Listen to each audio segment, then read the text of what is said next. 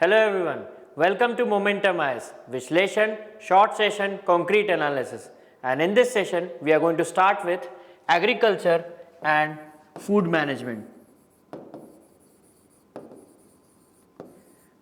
And before we begin this session, हमें ये भी डिस्कस करना चाहिए कि with this session,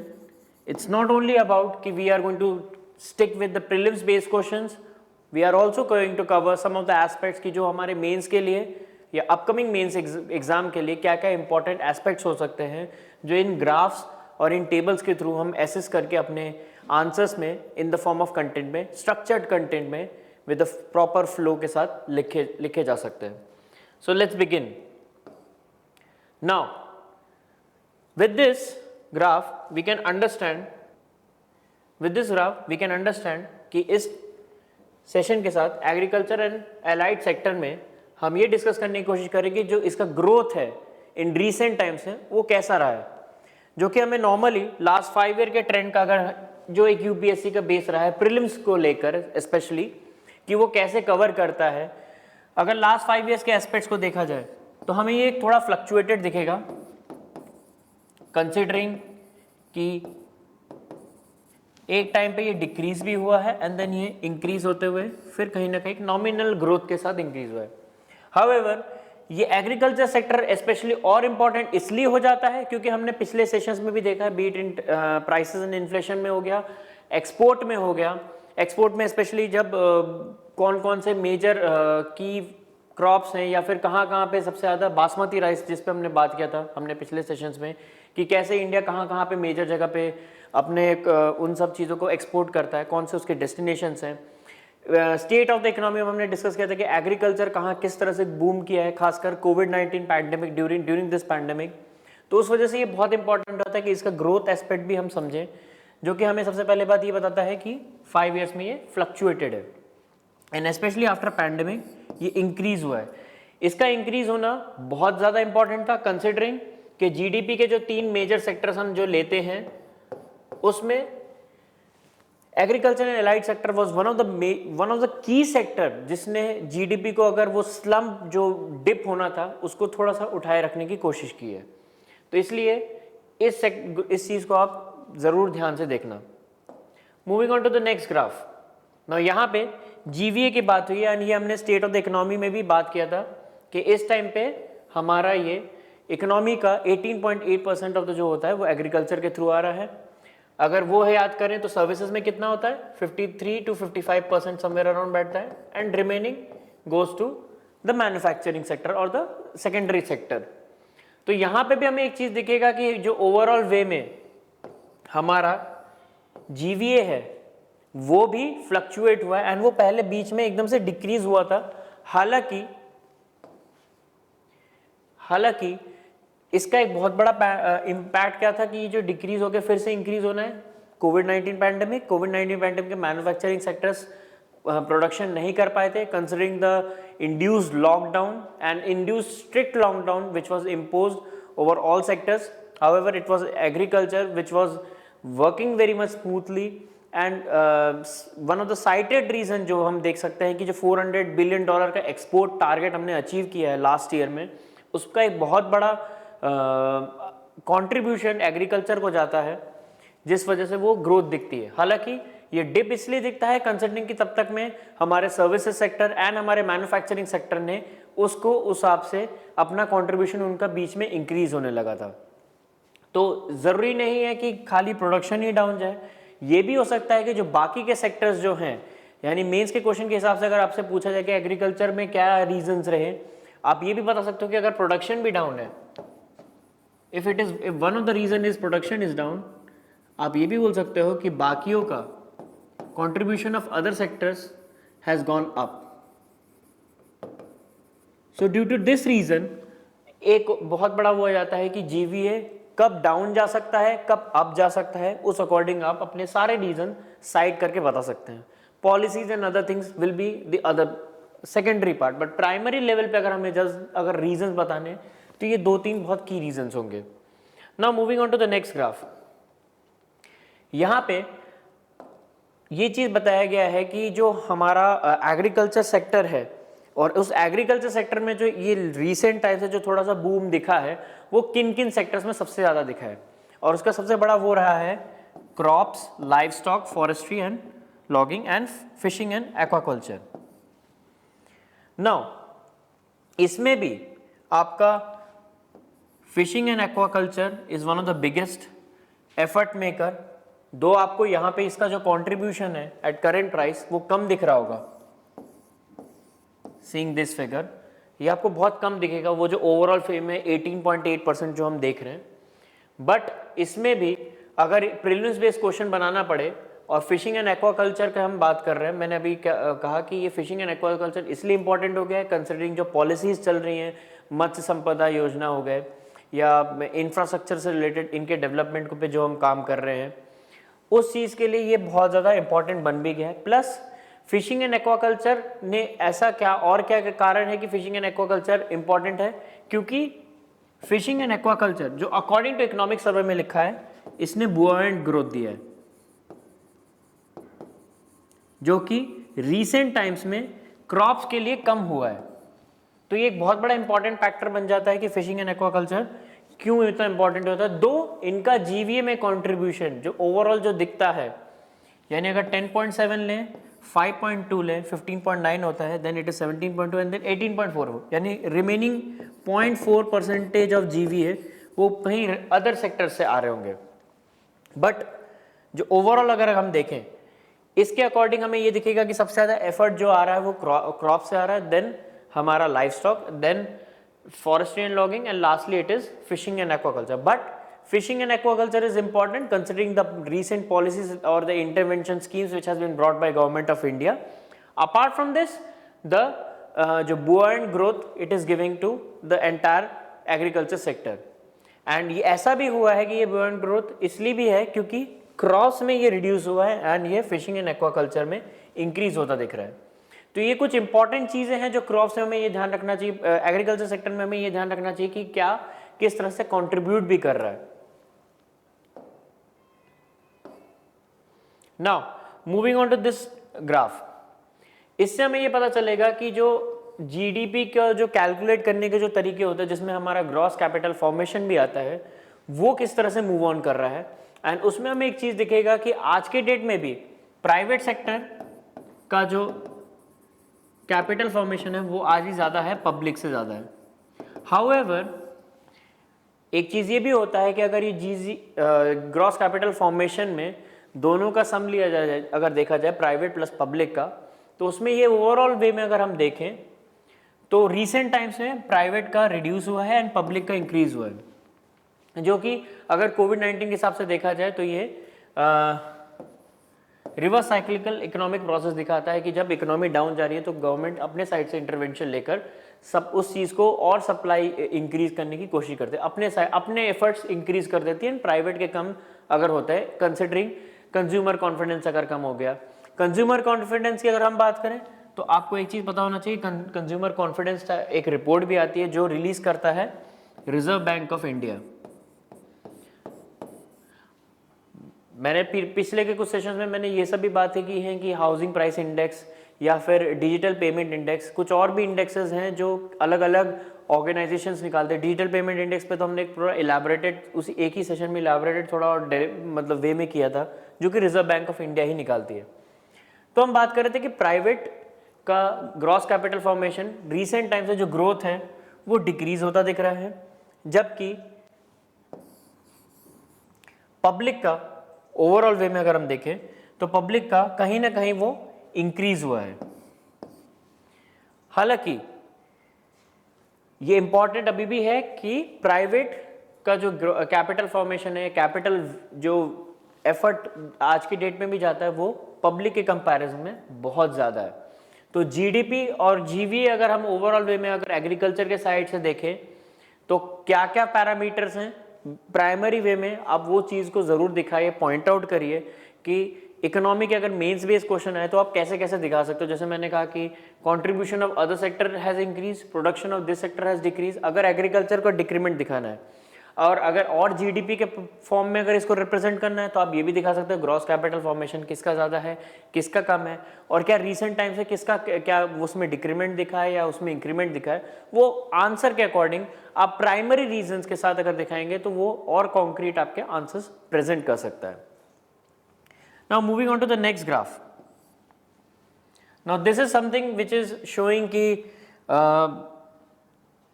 oil palm के हम लोग ऑलरेडी बात कर चुके हैं एडिबल ऑयल्स के बारे में कि क्या ओवरऑल ट्रेंड रहा है रिसेंट टाइम्स में, खासकर इन्फ्लेशन में हमने बात किया। हम लोग राइस, व्हीट और इन सब पे इसलिए बात नहीं करें क्योंकि ओवरऑल एक पिक्चर ऑलरेडी बना हुआ है। खासकर हिंदू में रिसेंट आर्टिकल्स भी आ चुके हैं जहाँ पे सेंटर ने ऑलरेडी एक पुश देने की कोशिश की है स्टेट्स को, एक सॉर्ट ऑफ डायरेक्टिव आप कह सकते हो।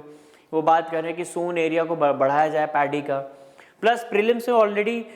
इस साल के आपने क्वेश्चन देखा होगा कि राइस रिलेटेड एक क्वेश्चन आ चुका था, मीथेन कौन वो करता है। तो ये सारी चीज़ें ऑलरेडी हैं, राइस एंड व्हीट और ये सब। बट इनसे रिलेटेड मैं आपको इस सेशन के एंड में कुछ prelims based and mains based question बताऊंगा, तो आपको थोड़ा सा आइडिया मिल जाएगा कि हाँ और क्या मोस्ट प्रोबेबल क्वेश्चन वो बन सकते हैं जो आप अगले कुछ सालों में देख सकते हैं या मे बी कहीं आ सकता है, स्टेट पीसीएस में हो या फिर यूपीएससी ही पूछ ले। बट ओवरऑल में हम ऑयल पाम की बात क्यों कर रहे हैं? रिसेंट टाइम्स में जैसे मैंने कहा था इन्फ्लेशन की वजह से क्या हुआ, इन्फ्लेशन के चैप्टर में हमने ये डिस्कस किया था कि ऑयल पाम एक 2-3 साल का जब हम ट्रेंड देख रहे थे तो वहाँ पे एक टाइम था कि ऑयल पाम का इंपोर्ट बहुत ज़्यादा था।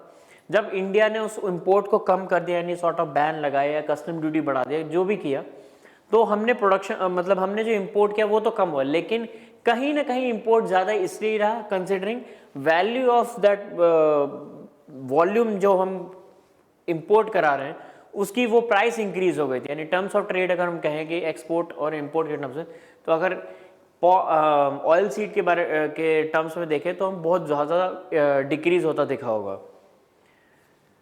तो यहाँ पे हमें एक चीज़ दिखेगा कि जो ऑयल प्रोडक्शन है एंड ऑयल इंपोर्ट वो कहीं ना कहीं मिलियन टन के हिसाब से, now this is only about oil की बात हो रही है, ऑयल सीड्स एंड अगर पाम ऑयल पे बात करें तो वहाँ पे और क्लाउडी पिक्चर दिखेगा हमें, कंसिडरिंग कि हमारा बहुत बड़ा चंक हमें इंपोर्ट करना पड़ता है। इस वजह से ये हमें बहुत बड़ा वो देता है कि कंजम्पशन वाइज हमने रिसेंट टाइम्स में थोड़ा डेफिसिट को कम तो किया है, बट इट ऑल्सो डिपेंड्स कि क्या जो प्राइसिंग है या जितना हमने पे किया उसके लिए क्या वो जस्टिफाई हो रहा है कि नहीं, वो चीज़ भी इंपॉर्टेंट करता है। ये this graph is only about volume, कितना प्रोडक्शन हुआ है एंड कितना फिर भी इंपोर्ट हो रहा है। मतलब कहीं ना कहीं this is the overall demand जो यहाँ पे है, बट हम यहाँ कहीं बैठते हैं एंड हमें बाहर से फिर भी लेकर आना पड़ रहा है इन टर्म्स ऑफ ट्रेड। तो रिसेंट टाइम्स में क्या क्या किया गया है ऑयल या ऑयल सीड से रिलेटेड लेकर, एक आपका national food security mission, oil seeds. Now this becomes very much important considering ये वो चीज़ नहीं है जो नेशनल फूड सिक्योरिटी एक्ट के अंडर आप पढ़ते हैं। National food security act is a different dimension, national food security oil seed is a different dimension, जहाँ पे सर्टिफाइड सीड्स प्रोवाइड कराए जाते हैं टू फार्मर्स। सर्टिफाइड सीड्स होते हैं, सीड किससे रिलेटेड जो किट्स होंगे, जो भी उससे रिलेटेड ड्यूरिंग इरिगेशन या ड्यूरिंग सोइंग के लिए जो जो चीज़ें ज़रूरत पड़ेगी एसेंशियल हैं, उसके लिए नेशनल फूड सिक्योरिटी मिशन है। Then national mission on edible oils NMEO, उसमें भी ये हुआ है कि हार्वेस्टिंग एरिया को हम इंक्रीज करेंगे ताकि हमारा वो एक्सपेंशन हो सके। And sort of food pricing assurance देने की कोशिश की जा रही है in form of incentive to the farmers, जो इस चीज़ में जो सो करेंगे एडिबल ऑयल्स और इन सब से रिलेटेड सीड्स को। नाउ जैसे कि हम लोग बात कर रहे थे कि मैं आपको जब ये सेशन के सारे ग्राफ्स एनालाइज कर लेंगे तो उससे रिलेटेड हम ये भी डिस्कस करेंगे कि प्रीलिम्स बेस्ड क्वेश्चन या मेंस बेस्ड क्वेश्चन क्या आ सकता है। तो जैसे अगर हम देखें तो एक क्वेश्चन बहुत ज़्यादा इंपॉर्टेंट बन जाएगा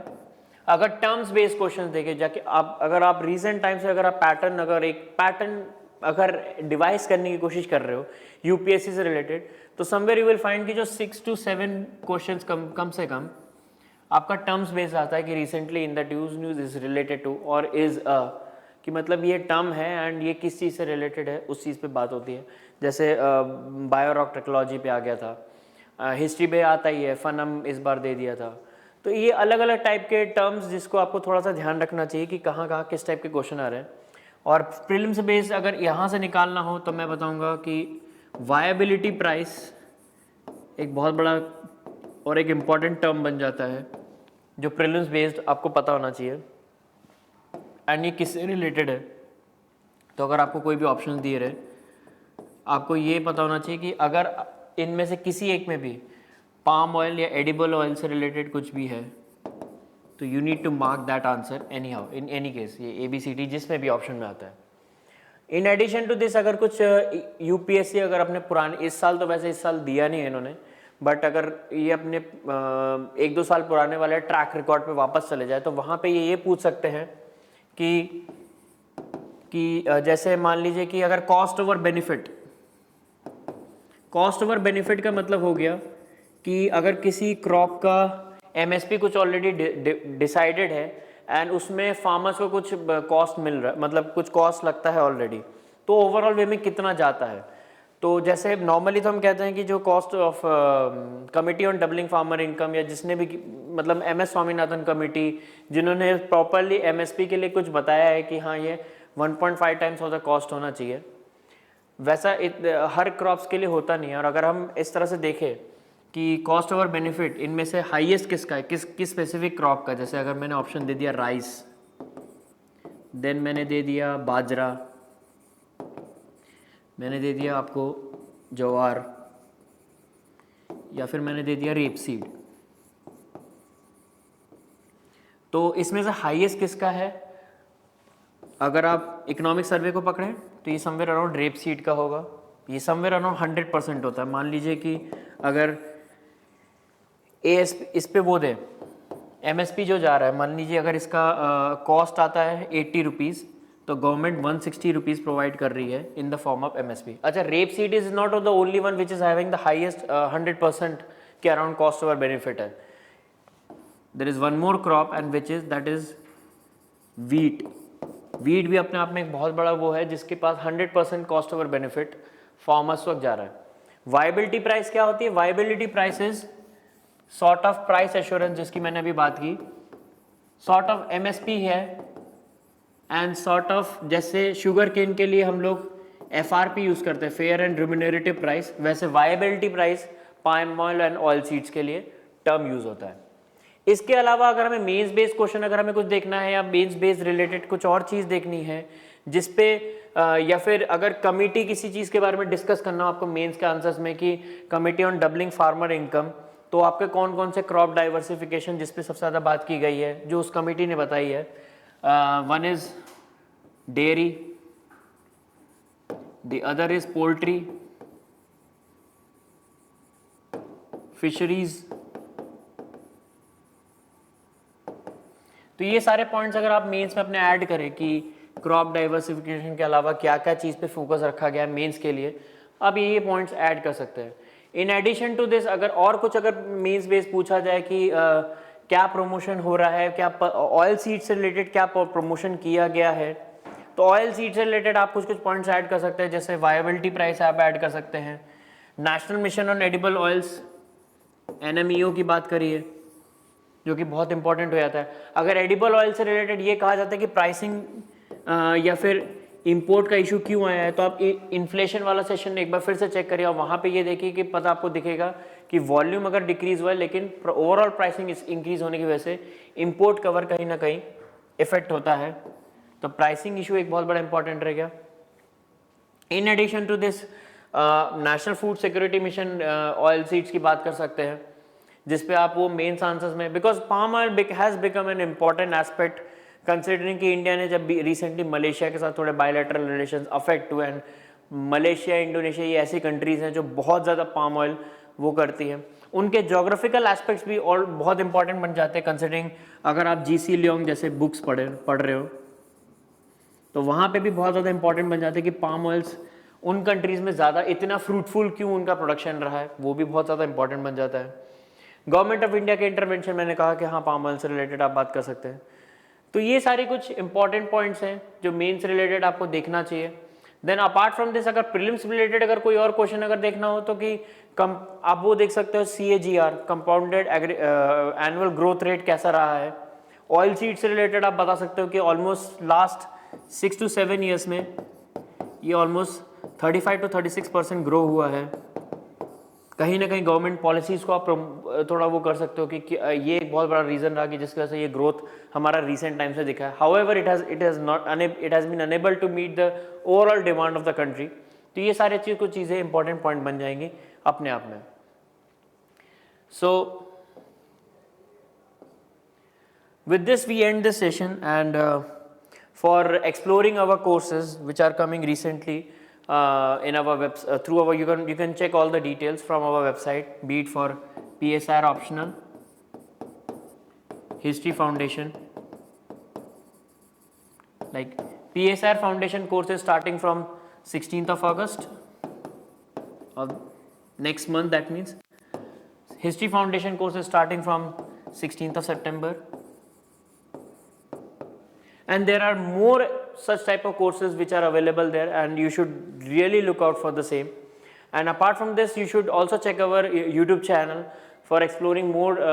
fantastic and sophisticated and more knowledgeable videos. So thank you so much. Thank you all.